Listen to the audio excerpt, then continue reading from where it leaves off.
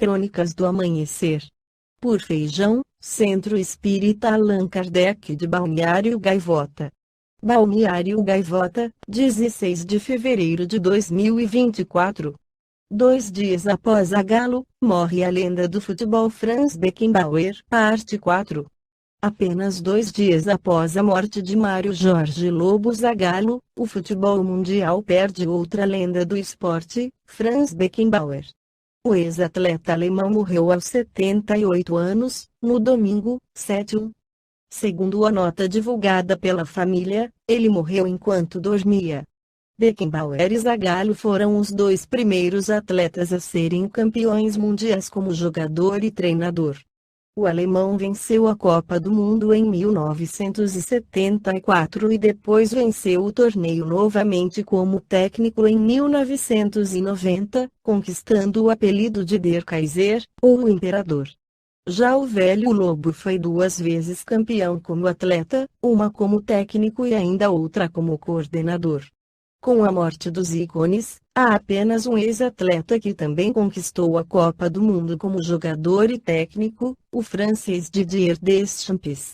No livro O Céu e o Inferno, Allan Kardec esclarece que todas as religiões admitiram igualmente o princípio do destino feliz ou infeliz das almas após a morte, dito de outro modo, das penas e dos gozos futuros que se resumem na doutrina do céu e do inferno que se encontra em toda a parte.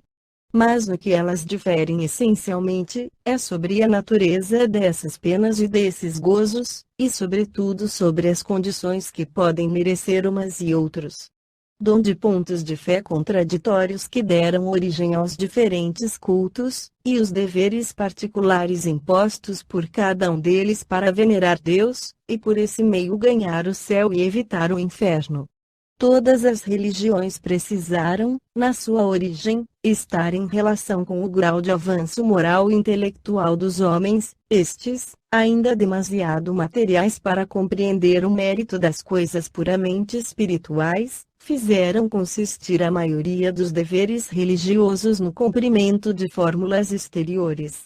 Durante um tempo, essas formas bastaram à sua razão, mais tarde, fazendo-se a luz em seu espírito, eles sentem o vazio que as formas deixam atrás delas, e se a religião não o preenche, eles abandonam a religião e tornam-se filósofos.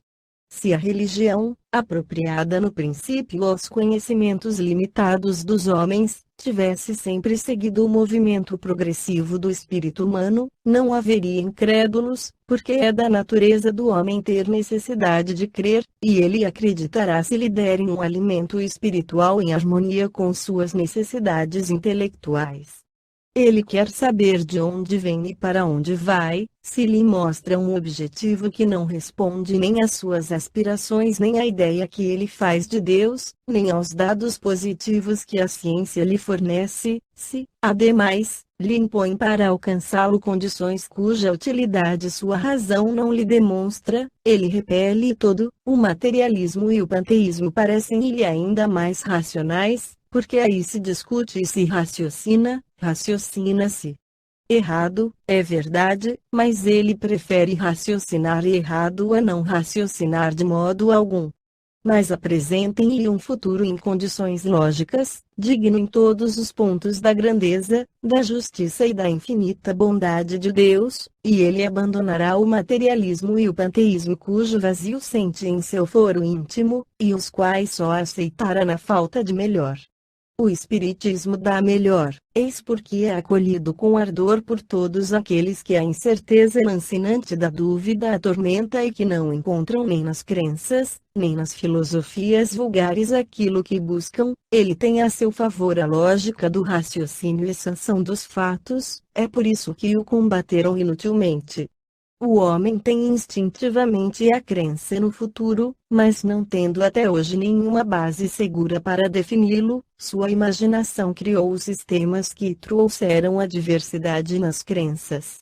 Não sendo a doutrina espírita sobre o futuro uma obra de imaginação mais ou menos engenhosamente concebida, e sim o resultado da observação dos fatos materiais que ocorrem hoje sob nossos olhos, ela reunirá, como já faz agora, as opiniões divergentes ou flutuantes, e levará pouco a pouco, e pela força das coisas, à unidade na crença sobre esse ponto, crença que não será mais baseada numa hipótese, mas numa certeza. A unificação, feita no que concerne ao destino futuro das almas, será o primeiro ponto de aproximação entre os diferentes cultos, um passo imenso rumo à tolerância religiosa primeiramente, e mais tarde rumo à fusão. Esta foi a crônica do amanhecer de 16 de fevereiro de 2024. Por Alfredo Feijão Lopes.